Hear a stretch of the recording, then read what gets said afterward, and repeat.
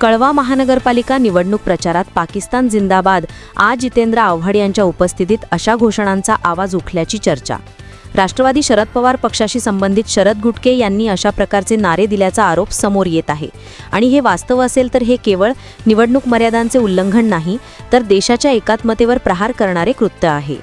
भारताच्या भूमीवर पाकिस्तानचे नारे देण्याचा कोणालाही अधिकार नाही आणि अशी प्रवृत्ती सामाजिक सलोखा भंग करणारी, लोकांच्या भावनांशी खेळ करणारी आहे। मुंब्रा कळवा परिसरांनी नेहमीच शांतता, विकास आणि लोकशाही मूल्यांना प्राधान्य दिले आहे।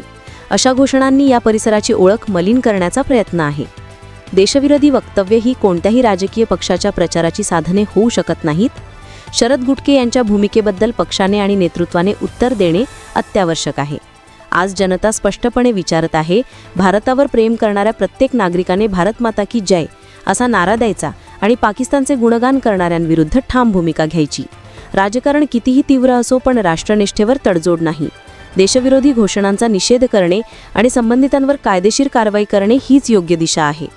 मुंब्रा कळवा मतदारांनीही अशा प्रवृत्तींविरुद्ध जागरूक राहून देशनिष्ठ नेतृत्वाला साथ द्यावी, कारण नारा एकच, भारत माता की जय। सब लोग को मिलेगा। पाकिस्तान जिंदाबाद, पाकिस्तान जिंदाबाद। महाराष्ट्रातील ताज्या आणि महत्त्वपूर्ण बातम्या पाहण्यासाठी आजच आमच्याला सबस्क्राइब करा आणि बेल आयकॉन प्रेस करा।